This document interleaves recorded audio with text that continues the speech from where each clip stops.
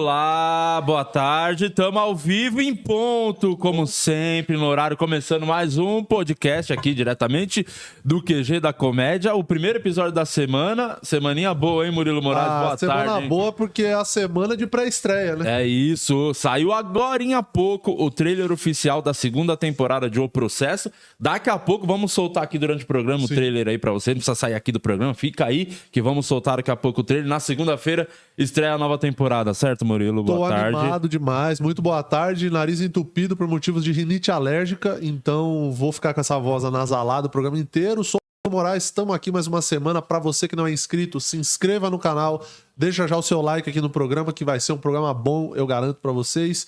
E estamos aqui, já vamos apresentar sem Vamos. Primeiro, a nossa querida delegada Raquel tá aqui e que sirva de exemplo para todos os convidados que vierem aqui.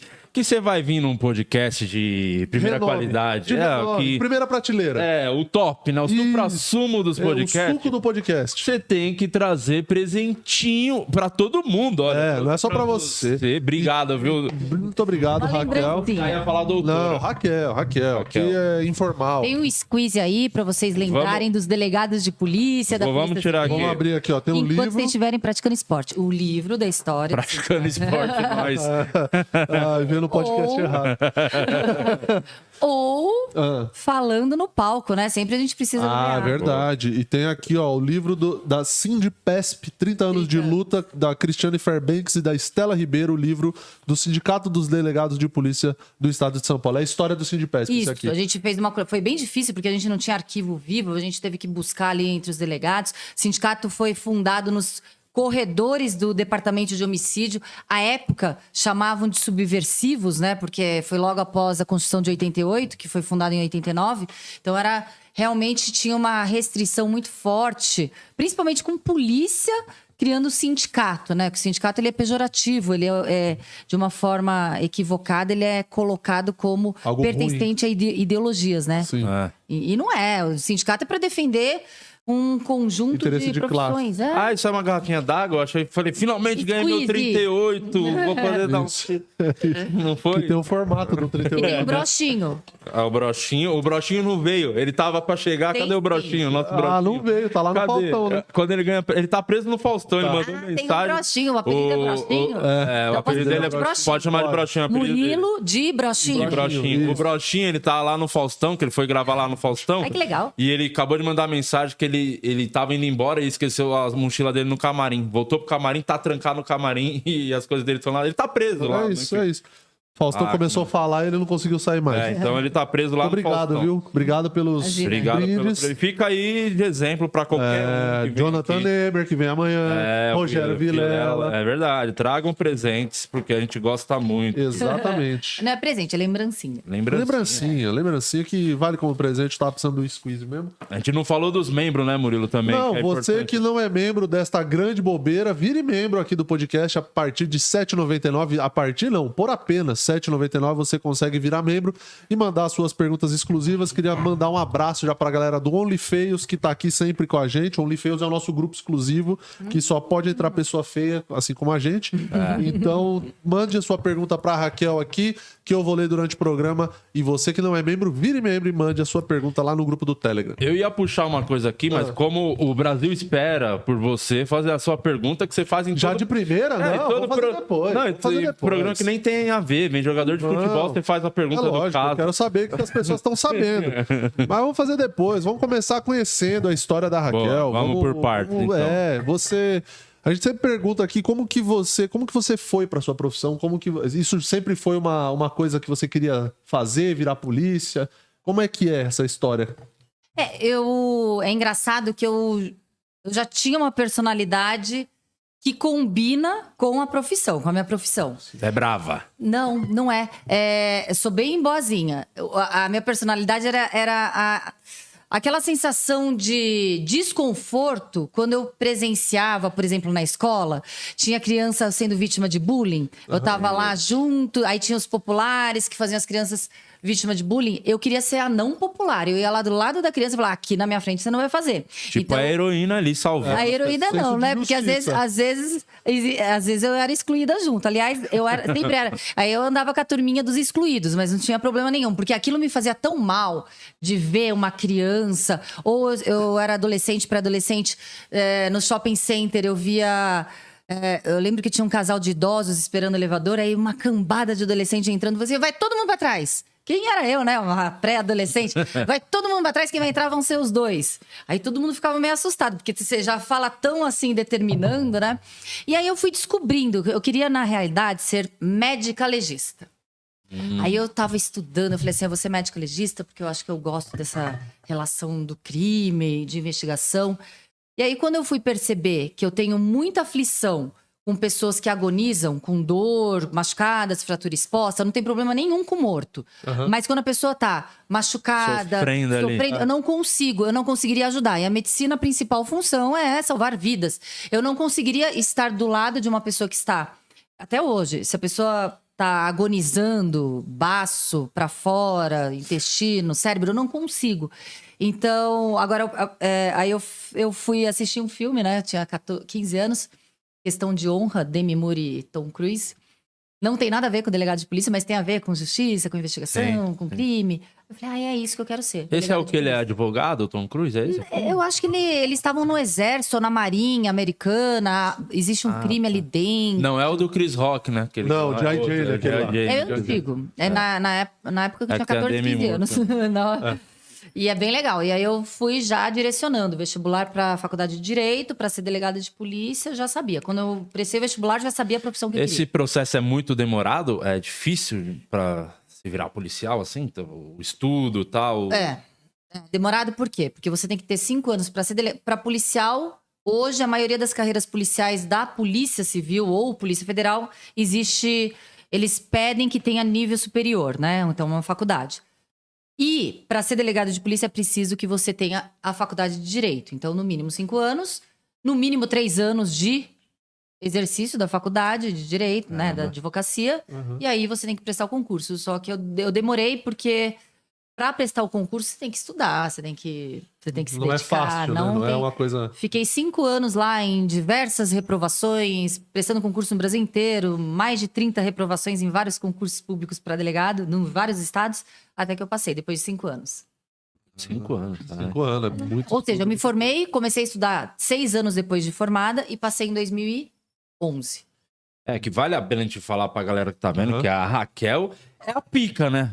Ela que manda em todo mundo. É Exatamente. Que os caras falam amém quando passa a tela. Não é assim. Eu sou a representante. Eu falo em nome dos delegados de polícia, mas eu não mando em ninguém. Eu só falo em nome. Eu tenho a legitimidade pra falar em nome da galera. Mas eu não mando em ninguém não. Eu tô num cargo que eu fui eleita pelos pares pra falar em nome de todos. Porque vocês sabem, né?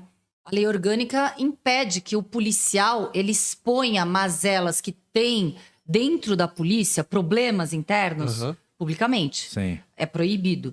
Então, como representante dos delegados, nos sindicatos delegados, eu falo. Tem que ter a pessoa pra entendi. tomar frente e falar. Tem que ter um representante. Porque... Você não é punida, né? É a pessoa certa pra falar. Que estamos num momento aí que eu não sei qual é o seu pensamento sobre que é os policiais celebridades aí, né? Que a galera foi pra rede social, Sim. Um virou John McClane brasileiro, o outro, enfim, cada um tá pra um caminho e tal. E qual a sua visão disso? E o que isso, de repente, se é que afeta alguma coisa na polícia? Eu imagino que deve gerar desconforto ali entre os policiais, tal, os delegados. Eu acho que em toda profissão, quando você tem amor, tem paixão e você se destaca, você vai virar uma celebridade ali dentro da profissão. Ou fora, quando você... Eu vi recentemente a limpadora de túmulos. Ela saiu em vários noticiários, né? Ela limpa túmulo. E ela chamou atenção porque ela tem carinho, tem amor pela profissão, limpa túmulo, tem um TikTok, ela tem um Instagram e limpa túmulo.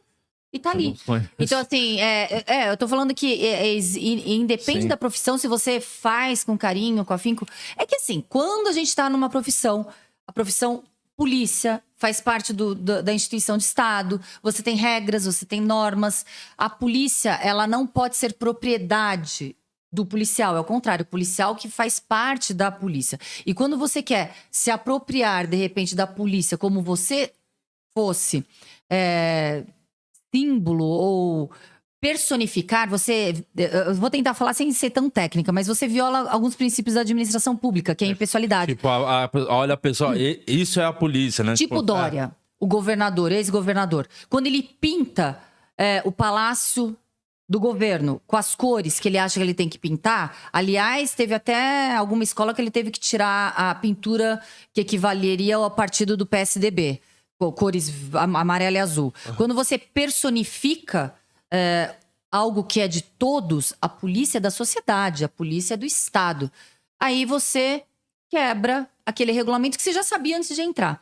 Então, o que eu acho que a polêmica que está dando com os policiais que são celebridades, de repente, são regras que não estão sendo cumpridas, talvez. Pode ser que seja isso. Mas eu acho extremamente positivo que a polícia seja bem falada, que a polícia seja bem quista, que a população olhe e saiba o que é um delegado de polícia, saiba a diferença entre polícia civil e polícia militar. Eu acho interessante, eu acho que as pessoas têm que saber. E tem que ter orgulho. Nos Estados Unidos, em países da Europa, países nos Emirados Árabes, as pessoas têm orgulho de serem policiais. E aqui parece que a gente tem que esconder o fato de ser policial. Então, eu acho que tem que ter um equilíbrio. Resumindo, eu acho que não existe um posicionamento certo ou errado. Eu acho que teria que... É muito também individual, depende de como o cara trabalha esse lado, celebridade, né? Muito pessoal. Eu não vejo de forma pejorativa a celebridade. Eu vejo que a exploração, de repente, do celebridade tem que ter alguns limites, dependendo da instituição ou da situação que você pertence. Você tem que, primeiro, respeitar a instituição que você tá ali, né? As regras do jogo, digamos assim. Sim. É que eu imagino que deve chegar pra você muita coisa, falando, o delegado tal coisa faz isso, o delegado faz aquilo. Por mais que não é você que... Você só tá pra falar em nome da polícia. Pra defender. Eu tô pra defender, inclusive. Inclusive, a gente proporciona jurídico pra todos aqueles que estão sendo acusados de alguma coisa. A gente proporciona o jurídico. Quando... Aí, posso falar aqui, porque as pessoas às vezes confundem. O sindicato defende e fala em nome de todos os policiais, até todos os delegados de polícia. A gente defende a Polícia Civil. Aí acontece um problema pessoal com o delegado X. Você tem que me defender. Eu falei, não, eu te proporciono jurídico. Agora, se o que acontecesse com você fosse uma agressão para todos os delegados, aí sim. Mas se é para o delegado individual X, você se defende com o jurídico proporcionado. Não tem o que falar. Porque assim, a gente defende a instituição quando é um coletivo. As pessoas confundem. Acham que a gente tem que defender cada um de forma individual. Porque, como eu falo em nome de todos, imagina, se tem um delegado brigando com o outro, eu vou defender um... Tem bastante também. E tá rolando bastante também. Não é? É o momento... A gente dá advogado para um e dá advogado para outro. Sim. Você defende publicamente a instituição. Por exemplo, alguém fala mal da carreira do delegado de polícia, como houve. A gente entrou com um processo contra essa pessoa que falou mal contra a carreira do delegado. Do MBL, inclusive. Foi o cara que estava ali fomentando a prostituição, no caso, fazendo uma apologia à prostituição em época de guerra, né? Porque quando você fala que as mulheres estão fáceis porque estão pobres. Acho que era Então, e aí ele faz um turismo sexual já, com dicas pro outro que não merece ser um parlamentar. E aí ele generaliza falando que todos os delegados de polícia são corruptos. E ingressamos com uma ação contra ele, contra esse delegado. Se tem alguém que tá bem quisto, é esse aí. E aí tá rolando, então, esse processo. Foi em primeira instância, houve... Não pode falar o nome dele? Pode falar. É Renan, não é? MBL? Renan. É o Renan. É aquele que tem as ideias mágicas de instruir o outro parlamentar, que é Arthur, mamãe bebê, falou? Esse cara que... esse cara que... Eu vi que o Colim tava tentando tirar ele de lá do Mamãe Falei, eles abriram o negócio da cassação. O outro parlamentar que não sabe falar misoginia, né? Ele não sabe o que é misógino. E tá ali presidindo uma comissão para atos de misoginia e não sabe nem o que significa misoginia. Que é o ódio que se nutre por mulheres. Ali a gente viu o ódio nítido ao português, né? Do parlamentar que não sabe falar o misoginia. Eu não vi se é um vídeo dele, tem esse vídeo? Tem ontem, acho que é de ontem. Tem, foi na Assembleia Legislativa, inclusive. Enfim, voltando ao MBL, ali é um exemplo, quando macula, mancha a classe, né? Fala de forma genérica. Se ele tivesse apontado por razões, iria se defender, ia entrar contra ele. Agora, quando ele coloca de forma genérica e coletiva que todos os delegados de polícia são corruptos, aí a gente não permite o delegado de polícia atuar nesse sentido. Várias situações nesse sentido. E como que é a relação com o Dória? Porque pelo menos a maioria dos que vieram aqui, eu acho que nenhum deles gosta do Dória, né? Todo mundo tem grandes críticas ao Dória, ao governo dele. Eu não tenho nenhum sentimento pessoal em relação ao governador incompetente, incapaz, irresponsável, displicente, em que pode até ser culpado por todas as mortes dolosas ali em relação às pessoas que morrem por ausência de proteção da segurança pública do Estado. Não tenho sentimento pessoal nenhum em relação a ele, mas profissional, ele se mostrou um péssimo governador aqui no estado de São Paulo, com narrativas falaciosas, mentirosas, propagandas, parece que nem em propagandas ele também está sendo bom, porque as pessoas percebem logo a mentira ali das propagandas. Então foi um péssimo gestor, um péssimo governador, que realmente dificultou o trabalho da segurança pública, da Polícia Civil do estado de São Paulo. Me parece meio unânime, assim, na visão da polícia em relação ao Dória, né? Assim. Incompetente. E tem uma outra questão dele que eu também perguntei, eu acho que para todo mundo que veio aqui, é muito mais importante que qualquer outro assunto que já falamos aqui. Aquele vídeo dele, você acha que era ele naquela suruba lá? Olha, aquele... Eu acho assim, eu não gosto de entrar nos gostos das pessoas de forma particular. Eu acho ele extremamente fashion. Muitas pessoas tiram sarro das roupas dele. Eu tenho calças extremamente parecidas com a dele. Eu gosto de calça skinny, assim, meio capri. Se ele tem gostos, assim, sexuais, mais exóticos... Mas ele... Não, delegada, a pergunta... Que a senhora é uma delegada, você estudou mas muitos anos... Mas tem eu não participei da investigação desses crimes, da triagem das imagens, eu não participei ali para ver se é verídico ou não.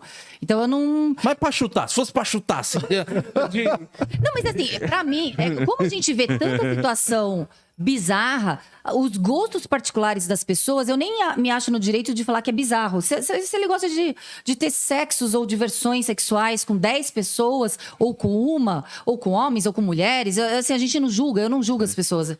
E agora, a veracidade desse vídeo, esse vídeo teve um intuito, porque foi ou proposital ou premeditado para que na véspera da eleição alguma consequência teria. Acredito que o estado de São Paulo é um estado ainda com resquícios patriarcais, com uma sociedade patriarcal e machista, então talvez ali tenha pegado bem, né? Um homem com várias mulheres. Então é isso, acho que teve um sentido ali, objetivo bem, bem claro, mas eu não sei se foi ele ou não pegar foi. bem, se na coisa que ele não pegou, foi bem ali. Pelo menos a parte do vídeo que chegou, não deu conta, né? De governar ali, não conseguiu. Não, ali ele não conseguiu desenrolar o governo, não. Quer passar aí nos membros? Tem aqui uma galera já mandando. O Fio Artesão mandou a primeira aqui. Pergunta se ela ainda está sendo atacada pela bancada LGBT. Olha! Então, eu não fui atacada pela bancada LGBT, inclusive tenho amigos que pertencem a movimentos legítimos, que lutam realmente por igualdade, contra preconceitos, contra violência, e eu estou junto nessa luta. Eu fui atacada por pseudo-ativistas barulhentos, que gritam, que escandalosos, e que querem, de repente, goela abaixo, que situações sejam colocadas violando, destruindo direitos conquistados pelas mulheres ao longo de anos. Até um tempo atrás, as mulheres não participavam também de competições esportivas. E quando participavam, claro que via a nítida diferença biológica, né, que tem física, corporal, muscular, óssea, de estrutura corporal, e era injusto. Era uma nítida injustiça entre homens e mulheres. E essa separação não é ideológica, não é de ideologia, não é corporal, é biológica.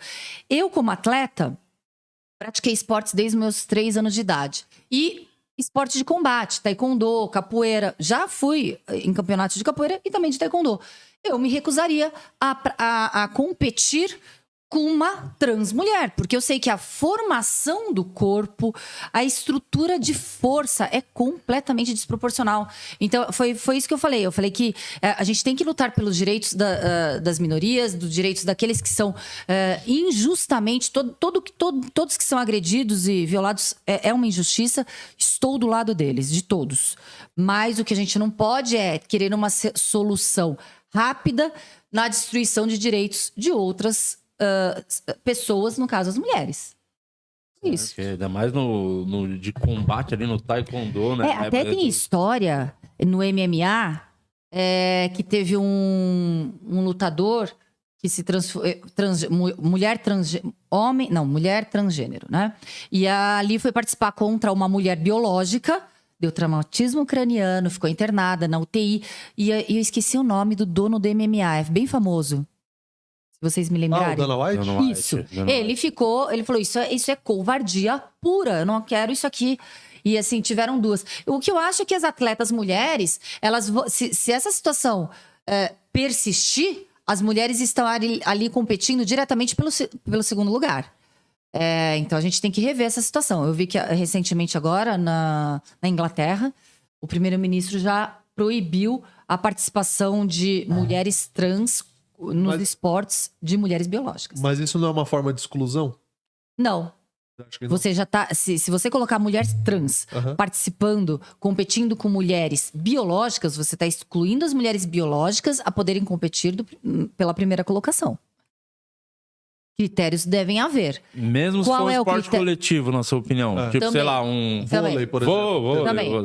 Agora, assim, eu tenho a solução? Não tenho. A solução tem que ser debatida, a solução tem que ser colocada na sociedade, tem que chamar todas as pessoas que participam disso, mas o que eu sei é que essa solução dada de forma rápida, superficial, atrapalhada, não é uma solução. Na realidade, estão simplesmente colocando um outro problema goela abaixo. Tá criando mais um problema, né? Não foi uma solução. A solução tem que ser tomada quando todos ali estão de comum acordo e não estão sendo violados. Os direitos das mulheres estão sendo violados a partir do momento em que ela vai competir pela segunda colocação. E outra coisa, mas aí não tem homem trans competindo em esportes masculinos? Tem. Você sabe alguém que quebrou recorde? No meu conhecimento, já são desclassificados por incompatibilidade técnica. Entendeu? Sim, porque biologicamente é muito diferente. É muito inferior. Você faz até hoje, Até hoje. Começou nova a fazer. Eu comecei no balé, com 3 anos de idade. Aí, com 6, eu fui pra capoeira. Comecei concomitantemente capoeira. Adoro capoeira. Sou capoeirista. Capoeira. Gosta, né? Muito bom. Eu fui um dos maiores. E aí eu fui fazer taekwondo com uns 13 anos. E competiu, chegou a competir. Competi universitário brasileiro, só campeonatos mais regionais, né? Menorzinhos. Chegou a ter um acidente, quebrar alguma coisa, assim? Quebrar alguma coisa? De adversário? Não, ou você. Eu não. Mas já quebrou adversário. Já deu acidente. Acidente não, mas já deu. Isso aí faz parte do esporte. Aí a gente tá no exercício regular da profissão, né? Não tem nenhuma consequência criminal ali.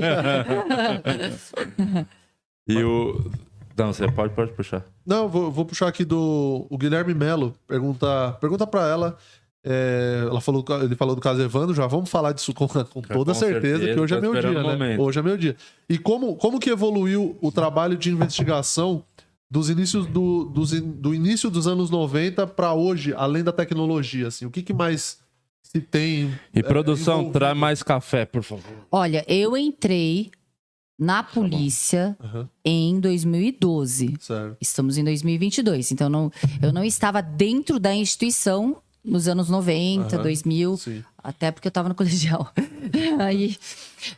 Mas nesses 10 anos a gente teve um avanço grande em tecnologia na relação de tanto tecnologia para prática dos crimes, né?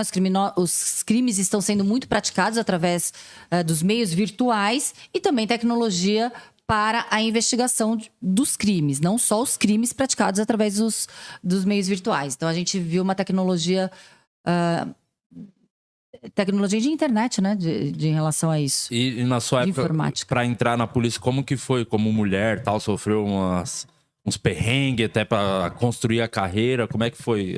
Ainda mais no ano 2000, você falou? 2010? Não, eu entrei em 2010. Ah, 2010. Mas mesmo assim, eu imagino que para uma mulher, né, se tornar policial, entrar no... Então, acho legal. Oh, e aqui ia ser comédia, tá sendo um assunto bem cabeça, né? Ô, Di, é assim. É assim mesmo.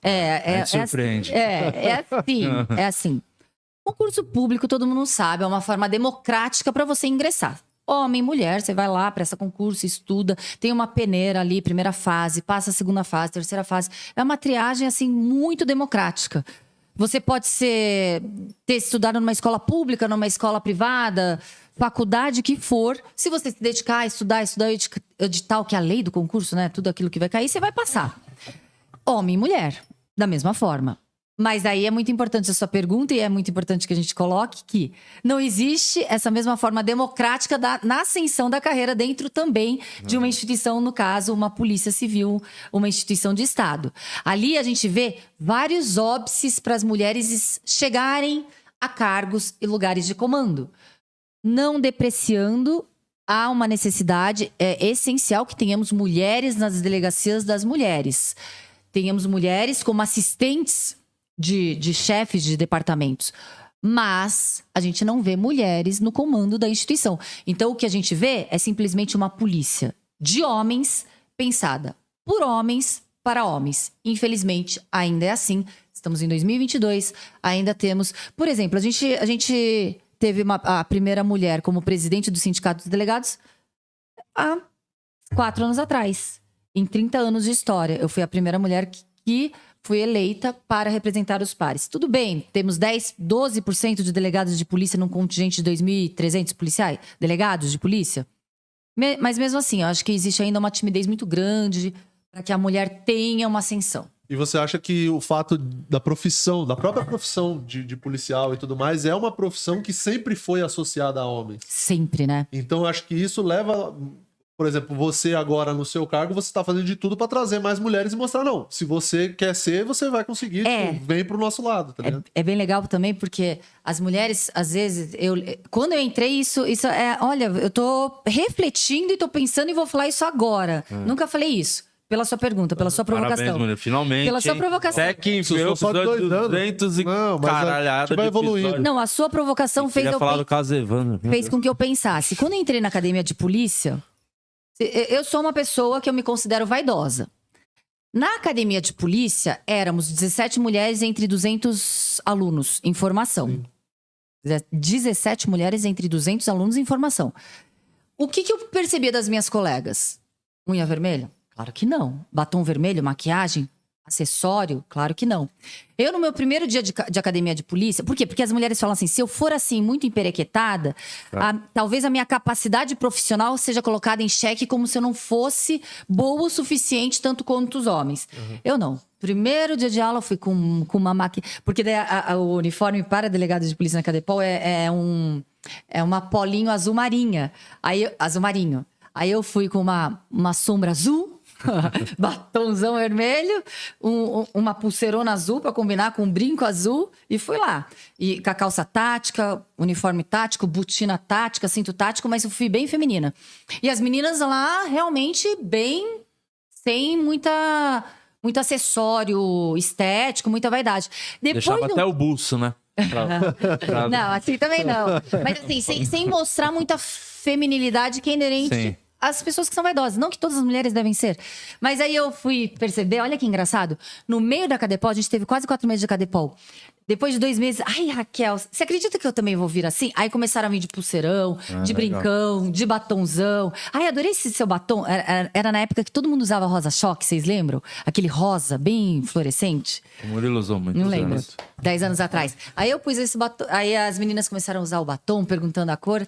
E isso não quer desmerecer. A mulher, ela não tem que incorporar determinados aspectos masculinos para ser aceita em profissões predominantemente masculinas. ligado? Sim. Então, isso é verdade. Então, a gente vê uma timidez. Até mesmo quando a gente vai falar, vamos treinar, vamos lá tirar. Existe uma relutância.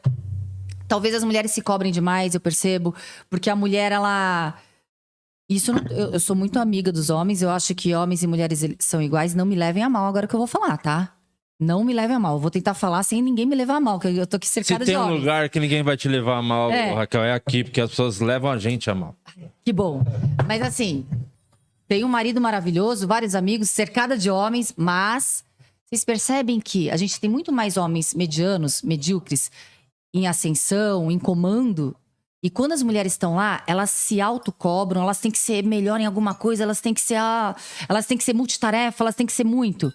Porque senão ela vai ser questionada o dia inteiro, ela vai ser sabatinada, ela vai ser colocada em armadilha pra falar, tá vendo? Você errou, você não merece estar aí. Vocês percebem isso? Então eu percebo que a mulher se cobra demais. Então talvez por se cobrar demais, ela vai falar assim, eu não vou ser uma boa policial, então eu não mereço estar ali na polícia. Você entende?